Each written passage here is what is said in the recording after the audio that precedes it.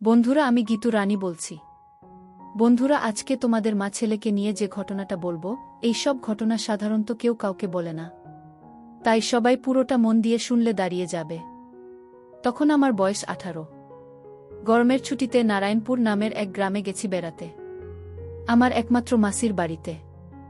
আমার মাসির নাম রীতা দেবী। মাসির বয়স তখন 39। মেসো মিলিটারিতে চাকরি করে। বর্তমানে উনি কাশ্মীরে আছেন।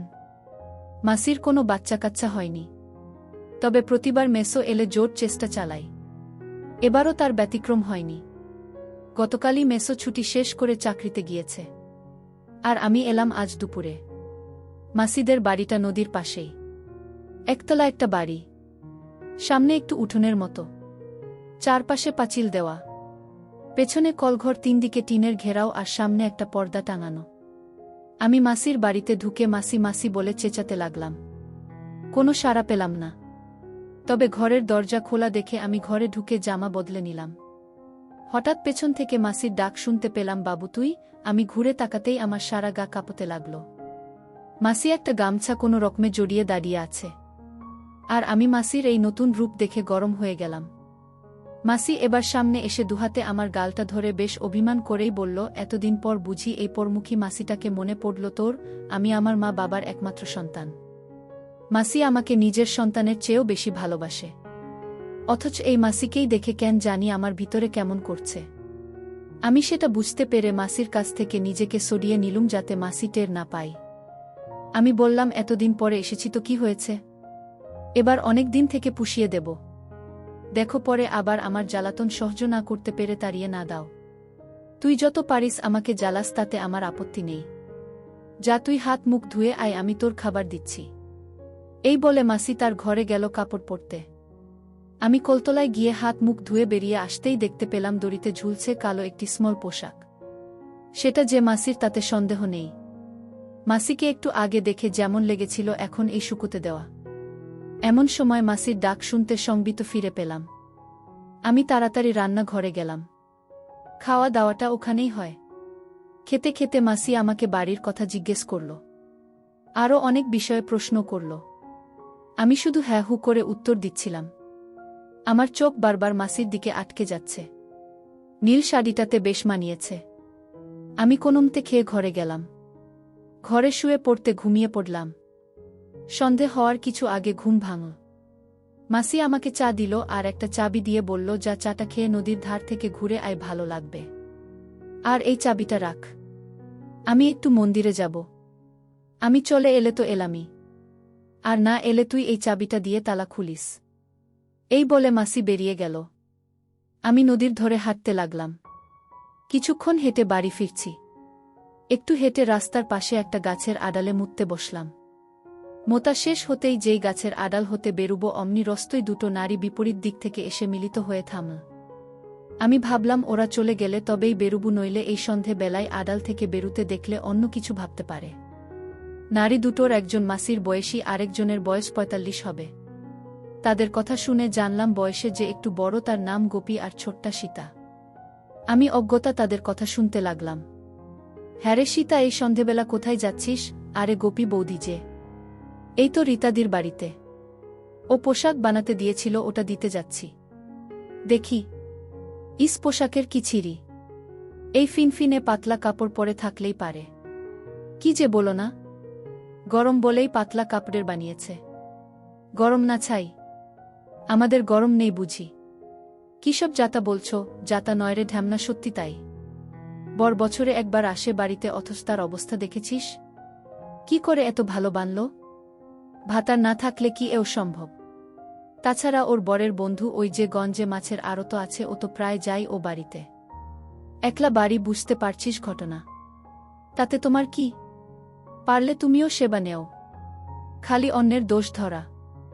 আমি তো ভুলে গিয়েছি তুই রীতার গোলাম, তার উপর তোকে দিয়ে পোশাক আশাক বানা। তোকে কি আর বিশ্বাস করানো যাবে? যা যা, তার বাড়িতে যাচ্ছিলি তাই যা। এই বলে গোপী নামের মহিলাটি চলে গেল। সীতা ওখানে দাঁড়িয়ে বলল, আমরা স্বামীকে দিয়ে সেবা নেয় বলে তোর হিংসে হচ্ছে। রীতাদিকেও বলতে হবে ব্যাপারটা, বলেই সীতা চলে গেল। আমি আড়াল থেকে বেরিয়ে সীতার পিছু পিছু বাড়ি যাচ্ছি, আর এতক্ষণ যা শুনলাম তা ভাবছি। সীতা ঘরে ঢুকার কিছুটা পরেই আমি ঢুকলাম। আমি কোনো শব্দ না করে ঘরে ঢুকে ভাবছিলাম একটু আগে যা শুনেছি তা যদি সত্যি হয় তাহলে কই মাসি? না, আমি কিছুই ভাবতে পারছি না। হঠাৎ আমার খেয়াল হলো সীতা নামের মহিলাটির সাথে মাসির একটা খাতির আছে।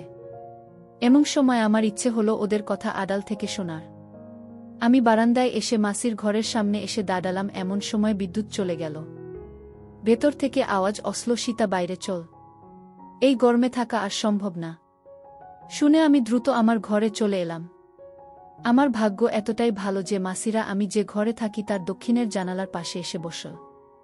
দুজন বাইরে আর আমি ভেতরে। তারা কথা বলতে লাগল। এবার অনেক গরম তাই না রে সীতা? হ্যাঁ গো দিদি, ইচ্ছে হচ্ছে কাপড় চোপড় নামিয়ে ফেলি, অসহ্য।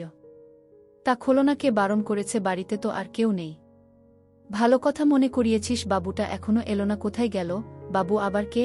আমার দিদির ছেলে। আজই এসেছে, কখন বেরিয়েছে, এখনো এলো না যে। চিন্তা করো না, বোধহয় কারেন্ট নেই তাই বাইরে ঘুরছে। তারপর ও এতদিন বাদে এলো, সব ঠিকঠাক চেন না? কত বড় উচ্চ মাধ্যমিক দিয়েছে। দিদি এত বড় ছেলে হারাবে না। শোনো, আমি না বলা পর্যন্ত তুই অশোকদাকে এ বাড়িতে আসতে নিষেধ করবি। আজই ওকে এটা জানাবি। বাবু বাড়িতে, বুঝতেই পারছিস জানাজানি হলে কেলেঙ্কারি হয়ে যাবে।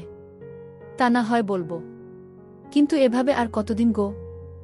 পাড়ার মহিলাগুলো যেভাবে আমাদের বিশেষ করে তোমার পিছে লেগেছে তাতে কদিন যে শাক দিয়ে মাছ থাকতে পারবো ভগবানই জানেন। আজ গোপীও খোঁচা মেরে কিছু কথা শুনিয়ে দিল। কিন্তু করবটা কি বল? তোরও তো তাও স্বামী সপ্তাহান্তে বাড়ি আসে, আর আমার? আমি কি করে থাকবো বল? একটা কথা বলি, রাগ করবে না তো? কি কথা? এটা শুধু একটা কথা নয়, সমাধানও। আর কি বলবি বলতো? তোমার বোনপোটা তো বড়ই হয়েছে, দেখো না ওকে বশ করতে পারো কিনা? কি যাতা বলছিস? নিজের ভাগ্নের সাথে, আর ভাগ্নে ছেলে তো নয়। তাছাড়া অশোকদা যেমন পরপুরুষ, ভাগ্নেও তেমন। কেউই তোমার স্বামী নয়।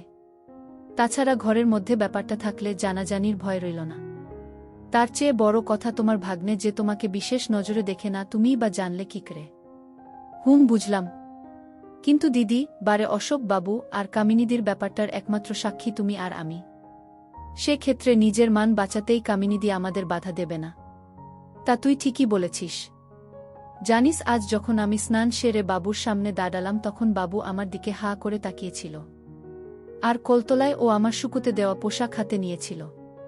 তুমি বুঝলে কি করে? ওটা আমি যেভাবে শুকুতে দিয়েছিলাম বিকেলে ঘরে আনার সময় সেভাবে পাইনি। তখন ব্যাপারটা খেয়াল করলেও গুরুত্ব দিইনি। এখন বুঝতে পারছো যে বাবু তোমার দিকে নজর দিয়েছে। হয়েছে হয়েছে, আর বকিস না, বাকিটুকু আমি বুঝব। আচ্ছা দিদি, বাবু তোমাকে সেবা দিতে চাইলে তুমি কি করবে? তুই না বেশি বকিস। এখন যা, অশোক বাবুকে গিয়ে বলে আয় যেন এ বাড়িতে না আসে। সে কি একেবারেই না করে দেব? না রে, যতদিন আমার বাবু আছে ততদিন। এবার যা। দুজন ওখান থেকে উঠল। সীতা দরজা দিয়ে বেরিয়ে যেতেই মাসি তার ঘরে ঢুকল। আমি নিঃশব্দে ঘর থেকে বেরিয়ে বাড়ির বাইরে বেরুলাম। কিছুক্ষণ পর বাড়িতে ঢুকে মাসি মাসি বলে হাঁক ছাড়তে মাসি দরজা খুলে বেরিয়ে এলো। পরনে একটা পাতলা নীল ম্যাক্সি। মাসি আমাকে টেনে ধরে বলল, কোথায় ছিলি রে বাবা? আমার বুঝি চিন্তা হয় না? হাত মুখ ধুয়ে আই। আমি কলতলায় যেতে যেতে ভাবতে লাগলাম, মাসির এ ব্যাপারটা একটু অন্যরকম। আগে আমাকে এভাবে ধরত না। তাছাড়া সীতা যা বলল তাতে স্পষ্ট বোঝা যায় অশোক বাবুর সাথে মাসি ও সীতার সম্পর্ক আছে, কিন্তু এখানে মা এলো কিভাবে? ব্যাপারটা একদম গুলিয়ে যাচ্ছে। তবে মাসির কথা ভাবতে আমার কেমন যেন হচ্ছে। এসব ভাবতে ভাবতে রাতের খাবার খেয়ে শুয়ে পড়লাম।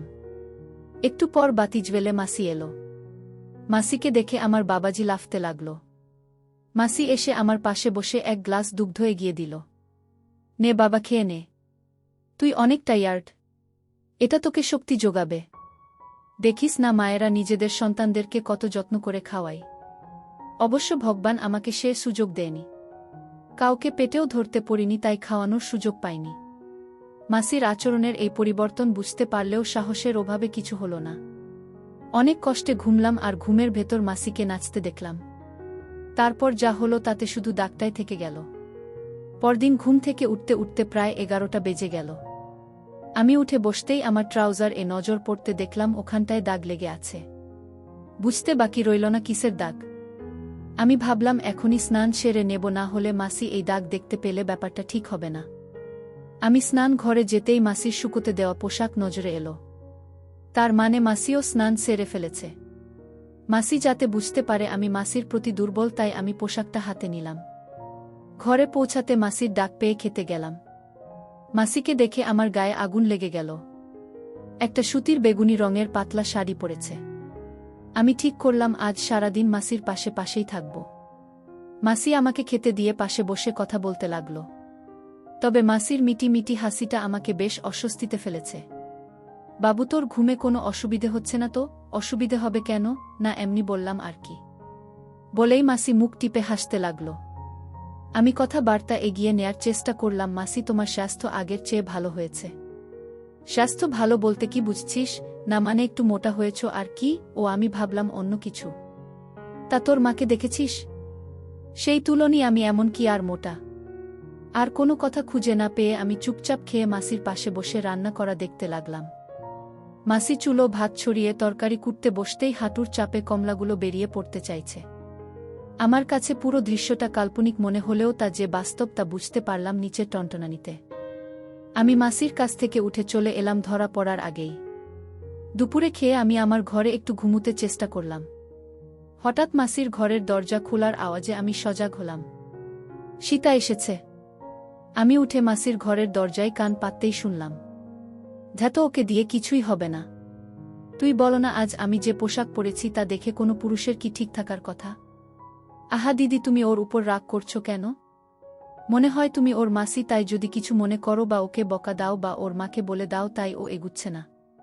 তাই আমি বলি কি তুমি ওকে? বাকি কথাগুলো ফিসফিসিয়ে বলাতে আমি কিছুই শুনতে পেলাম না। শুধু এটুকুই শুনলাম, মাসি বলছে তুই পরিসও বটে। তাহলে এক কাজ কর, তোর বোনপোটাকে বলিস ওটা নিয়ে যেন 5টার দিকে চলে আসে। আমি বাবুকে নিয়ে তখনই বের হব। তাহলে আমি যাই। দেরি করলে আবার চিনুকে পাওয়া যাবে না। এই বলে সীতা চলে গেল। আমি বিছানায় শুয়ে পড়তে মাসি ঘরে এলো। আমার পাশে বসে মাথায় হাত বুলাতে বুলাতে বলল, বাবু, ঘুমিয়ে পড়েছিস? না মাসি। কেন, এখানে এসে শুধু কি বাড়িতে পড়ে থাকবি? চল আজ একটু বেরিয়ে আসি। কোথায়? তো পাশেই শহরে। একটু ডাক্তার দেখব, তারপর না হয় দুজন মিলে একটা মুভি দেখে বাড়ি ফিরব। ওকে, চলো। তাহলে তুই রেডি হয়ে নে। আমি রেডি হতে হতেই মাসি ও মাসি বলে একটা ছোকরা বাড়িতে ঢুকল। আমি তাকে কি চাই জিজ্ঞেস করতেই ও বলল, আজ্ঞে মাসি শহরে যাবে বলে অটো নিয়ে এসেছি। আপনি যান, আমরা আসছি। এটা বলতেই ছেলেটি চলে গেল। মাসি ঘর থেকে বেরুতে বেরুতে বলল, কে এসছে রে বাবু? অটোবলা। ও, চল আমরা বেরি। এই বলে মাসি দরজায় তালা দিয়ে বেরুতে লাগল। মাসিকে একদম চিনতে পারছি না। সকালেই যিনি দেখিয়ে বেড়ালেন, বিকেলে তা ঢেকে ঢুকে ফেললেন। কালোর উপর লাল ফ্লোরাল প্রিন্টের সিল্কের শাড়িতে পুরোটাই ঢাকা। অটোতে দুজন পাশাপাশি বসলেও মাসিকে অন্য কিছু ভাবতে পারছি না। অটোবালাটা দেখলাম মাসির সাথে বেশ পরিচিত, খুব আন্তরিক। ওদের কথা শুনতে শুনতে পুরো 1.5 ঘন্টা কেটে গেল। গ্রাম থেকে এই ছোট্ট শহরটাতে আসতে আসতে 6:30 বেজে গেছে। মাসি ভাড়া চুকিয়ে ওকে কিছু একটা বলতেই ও চলে গেল। ডাক্তারের চেম্বার থেকে বেডুলম 7:30। এবার আরেকটা অটোতে করে সিনেমা হলে গেলাম। মাসির জাগটা ভালো করে জানা, মেসোর সাথে নাকি প্রায় আসে। মাসি আমাকে নিয়ে যে মুভিটা দেখল তাই বেশ ভালোই। তবে মুভির মাঝখানে মাসি বাচ্চা ঘরে গেল আর ফিরে এলো নায়িকার বেশে। আমি শুধু ভাবতে লাগলাম, মাসি হঠাৎ এই বেশ ধরল কেন? তাহলে আজ রাতেও কি কিছু হবে? মুভিটা শেষ হতেই আমরা বেরুলাম। তখন প্রায় রাত 10টা। মাসিকে যাওয়ার কথা বলতেই মাসি অবাক হয়ে বলল, পাগল হয়েছিস? এত রাতে কোনো অটোওয়ালা নিজের বউকে ফেলে এত দূরে যাবে? তাহলে আজ রাতটা এখানেই কাটাতে হবে রে। এখানে? কিন্তু কোথায়? আমার এক পরিচিত দিদির একটা লেডিস হোস্টেল আছে, ওখানেই থাকব। Ladies hostel? কিন্তু আমাকে এলাও করবে? কেন করবে না? আমি আছি তো। চল। আমরা একটা অটো নিয়ে প্রায় 20 মিনিটের মধ্যেই একটা গলির সামনে দাঁড়ালাম। ভাড়া মিটিয়ে মাসি গলি ধরে এগুতে লাগল। আমি মাসির পেছন পেছন যেতে লাগলাম। একটা গেটে 2টো লোক বসা ছিল। মাসি কি যেন বলল। তারপর তারা আমাদেরকে একটা ঘরের সামনে দিয়ে চলে গেল। আমাকে বাইরে দাঁড়া করিয়ে মাসি ভেতরে ঢুকল। ভেতরে আরও দুটো নারী ছিল। তারা যে মাসির পরিচিত তা বোঝা যাচ্ছে। একটু পরেই মাসি একটা মহিলাকে সাথে নিয়ে বেরিয়ে এলো। তারা দুজন সামনে আর আমি পেছন পেছন যেতে লাগলাম। পুরানো এই বাড়িটির দোতলার একদম উত্তরের ঘরের সামনে নিয়ে মহিলাটি মাসিকে চাবি দিয়ে চলে গেল।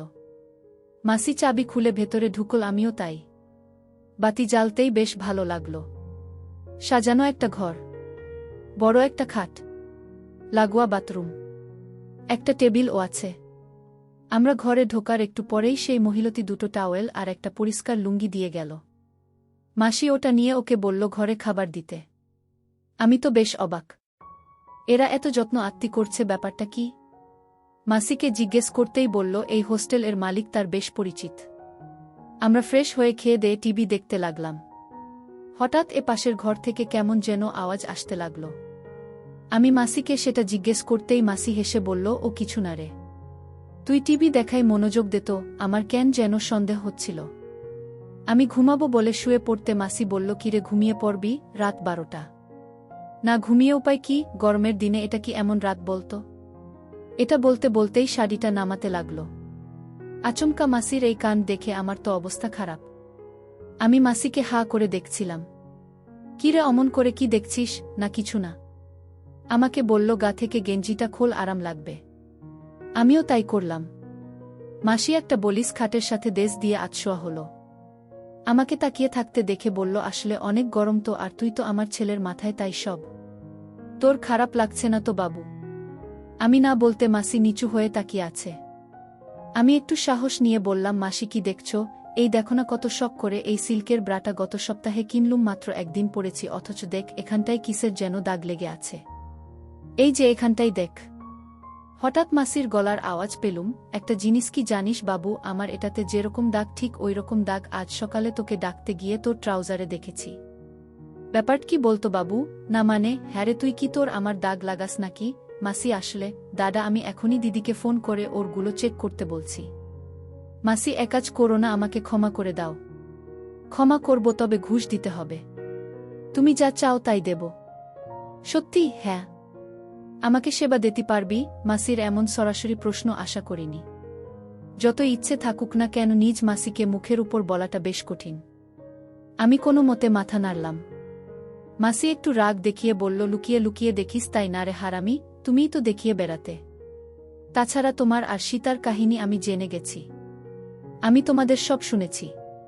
তুমিই তো আমাকে দিয়ে, এতই যদি জানতি তবে এগোসনি কেন? আমি কি তোকে মারতাম না বকতাম? তোমারই যদি এত ইচ্ছে এখানে এলে কেন? বাড়িতে নিজে এগোনি কেন? এমন সময় বাইরে থেকে নারী কণ্ঠের আওয়াজ এলো, সেবা নিতে এসে ঝগড়া কিসের গো? বাড়িতে না করে তুমি এখানে আমাকে আনলে যে? আসলে এগুবার ছুতো আর একটু বেড়ানোর উদ্দেশ্যেই। তাছাড়া জীবনের প্রথম এঘরেই খেয়েছি। কার হাতে গো সে পরে বলবো। কিরে পারবি তো আমাকে? পারতেই হবে আমাকে, বলে কাজ লেগে পড়লাম। অনেক পরিশ্রম করে আমি ক্লান্ত হয়ে কখন যে ঘুমিয়ে গেছি জানি না। সকালে ঘুম ভাঙতেই দেখি মাসি চুল আঁচড়াচ্ছে। আমাকে দেখে একটু হেসে বলল, যা স্নান করে নে, লুঙ্গিটা কেচে দিস। স্নান করে ফ্রেশ টেস হয়ে আমরা বেরিয়ে পড়লাম। সকালে বাইরে খেয়ে হালকা কেনাকাটা করে দুপুরে খেয়ে নিলুম। তার বাদেই বাড়ির দিকে রওনা হলাম। বাড়িতে পৌঁছলাম শেষ বিকেলে। সন্ধে বেলা সীতা বাড়িতে এলো। মাসি রান্না ঘরে ছিল। ওখানেই দুজন কথা বলছে। আমি জানালার পাশে দাঁড়িয়ে শুনছি। এখন আর ধরা পড়ার ভয় নেই, কারণ মাসি জেনে গেছে যে আমি তাদের আগের কথাগুলো শুনেছি। সীতা কৌতূহলী হয়ে বলল, কি গো দিদি, কিছু হয়েছে? কি আর হবে রে, না মানে বাবুর সাথে বাজে বকিস না তো। ওসব কিছুই হয়নি, আর হবেও না। তোর কথামত যদি এগুতাম তাহলে লজ্জায় পড়তাম। কি বলছো কিছুই হয়নি? এ কেমন ছেলে বাপু? অমন দেবীর পেট থেকে এ কেমন ছেলের জন্ম হল? কি আর করা তোমার দুর্ভাগ্য। অশোক বাবুর ওখানে যাবে গো? কখনই না। ওক বলে দিস আমাকে ভুলে যেতে। এসব কি বলছো তুমি? হ্যাঁ, যা বলেছি তাই। কাল ডাক্তার বাবু বলেছে এবার আমার মা হবার সম্ভাবনা খুবই বেশি। আমি মা হতে পারলে আর কিছুই চাই না। কি বলছো? এই 39 বছর বয়সে তুমি মা হবে? ভগবান মুখ তুলে তাকালো তবে। কিন্তু সেবা না নিয়ে থাকতে পারবে, এ ব্যাপারে আর কথা নয়। যা বললাম তাই কর গে যা। মাতৃত্ব জিনিসটাই অন্যরকম। নারীদের বদলে দেয়। আচ্ছা আমি গেলাম, বলে সীতা বেরিয়ে গেল। এবার আমি মাসির কাছে গিয়ে পেছন থেকে ধরলাম। বললাম, সীতাকে মিথ্যে বললে যে? কি মিথ্যে বললাম? এই যে বললে আমাদের মধ্যে কিছু হয়নি, পাগল হয়েছিস তুই? ওটা বললেই ও সেবা নিতে চাইবে। আমি চাই না আমার নাগরকে কারো সাথে ভাগ করে খেতে। তুই শুধু আমার। আর অশোক বাবুর ব্যাপারটা, তোর কাছে অশোকের ওটা কিছুই না। তুই থাকলে আমার আর কাউকে দরকার নেই। তাছাড়া সীতা এখন একাই অশোককে দিয়ে সেবা করাবে। আচ্ছা একটা ব্যাপার বলতো, ডাক্তার তোমাকে কখন বলল যে তুমি মা হতে পারবে? ডাক্তারকে বলতে হবে কেন? আমি এতদিন মা হইনি কারণ তোর মেসোর মেশিন খারাপ, আর বাইরের কারো কাছ থেকে সাহস পাইনি। এবার তোর মেসো যাবার দুদিন পরেই তোর সেবা নিলাম। এবার চান্স আছে। একে তো তুই ঘরের মানুষ, তার উপর তোর মেসো বুঝবে যে ওর তাতেই হয়েছে। এসব কি বলছো মাসি? এতে অবাক হওয়ার কি আছে? আচ্ছা মাসি একটা কথা বলি। কি কথা? হ্যাঁ যা বলছিলাম, সীতা বলছিল মার কোনো এক ঘটনার সাক্ষী তুমি আর সীতা। ব্যাপারটা কি বলতো? না না তেমন কিছু না। মাসি তুমি কিছু একটা লুকাচ্ছ। সত্যি করে বলো কিন্তু, নইলে আমিও সব বলে দেব সবাইকে। বাজে বকিস না তো। শুধু শুধু রেগে যাচ্ছিস কেন? রাগার কারণ আছে বলেই রাখছি। তুমি সত্যিটা বলছো না কেন? তোর শুনতে ভালো লাগবে না। তুই আমাকে বলতে জোর করিস নে। না তুমি বলো। আমি শুনব। রাগ করতে পারবি না কিন্তু, ঠিক আছে বলো। অশোক বাবু আর তার দুজন বন্ধু দিদিকে সেবা দিয়েছিল। মা কি রাজি ছিল? আসলে তোর বাবা তো 2-3 বছরে একবার দেশে আসে, তাই বুঝতেই পাচ্ছিস দিদির একটা চাহিদা ছিল। সেই চাহিদা কি এখনো আছে? আছে তো বটেই। চাহিদা মেটাই কি করে, যেভাবেই মেটাক না কেন সুখ তো আর পায় না। মেয়েদের জ্বালা বড় কষ্টের। আমার মার কষ্ট কমানোর কোনো উপায় কি নেই? একটা উপায় আছে। কি? এমন কাউকে খুঁজে বের কর যে দিদিকে সুখ দিবে কিন্তু বাইরের কেউ জানবে না। কোথায় পাবে এমন কাউকে? তাছাড়া মার সাথে অন্য কাউকে আমি মানতে পারব না। তাহলে তোকে হতে হবে সেই পুরুষ। মানে মাসির পাশাপাশি মাকেও সেবা করতে হবে। কিন্তু কোনো কিন্তু না। যা বললাম তাই কর। সকালে আমাকে তোর মতামত জানাস। আমি সে অনুযায়ী ব্যবস্থা নেব। পরবর্তী 2 ঘন্টা অনেক পরিশ্রম করে ঘুমিয়ে গেলাম। সামনে অজানা দিন। পরদিন সকলে ঘরের কাজটাজ সেরে মাসি রান্নাঘরে গেল। আমিও স্নান সেরে মাসির কাছে গিয়ে বসলাম। মাসি তরকারি কুটছিল। আমাকে দেখে হাসল। আমাকে চুপ থাকতে দেখে মাসি, কিরে কিছু বলছিস না যে? কি বলবো? দিদির ব্যাপারে কি ভাবলি? জানি না। মানে কি? তোর মতামত জানা। আমার মনে হয় তুমি মার সম্পর্কে যা বললে তা ঠিক না। মনে দিদি যে মেটাতে পারছে না এটা আমি মিথ্যে বলেছি? হ্যাঁ। তাছাড়া আমার মনে হয় অশোক বাবুর ব্যাপারটাই মা রাজি ছিল না। এটা বলার পরই মাসি ফিক করে হেসে ফেল। হাসছ কেন? আমি হাসির কি বললাম? না এমনি। আসলে নিজের মাকে সব ছেলেই সতী ভাবে। কিন্তু কি জানিস বাবু, আমি যা বলেছি তা সত্যি। এই যে আমাকে দেখ তোর মাসি আমি, অথচ তুই সেবা না দিলে আমি বাঁচব না। তার মনে আমি একটা পাকা জিনিস, তাই না? তা তুমি যে একটা জিনিস সেটা প্রমাণিত। তোর মা কিন্তু এই রীতার বোন। আমার চেয়ে কে বেশি চেনে আমার বোনকে শুনি? আর তুই সে দিনের ছেলে বলছিস তোর মা সতী? এসব কি বলছো দিদা? সে অনেক পুরানো কথা, বাদ দে। আমাকে একটা কথা বলবি? কি? তুই যদি নিজ চোখে দেখিস দিদি সেবা নিচ্ছে তাহলে তুই রাজি হবি? হ্যাঁ। ঠিক আছে, আমি দিদি আসতে বলে দিচ্ছি। তুই শুধু আমাদের লক্ষ্য করবি। একদিনে বুঝবি তোর মা কত বড় জিনিস। ঠিক আছে। আমিও বলে দিলুম যদি মা এমন হয় তাহলে তোমার মতো মাকেও সেবা করব। তবে আবার কি রে? তবে প্রথমেই মার পিছনে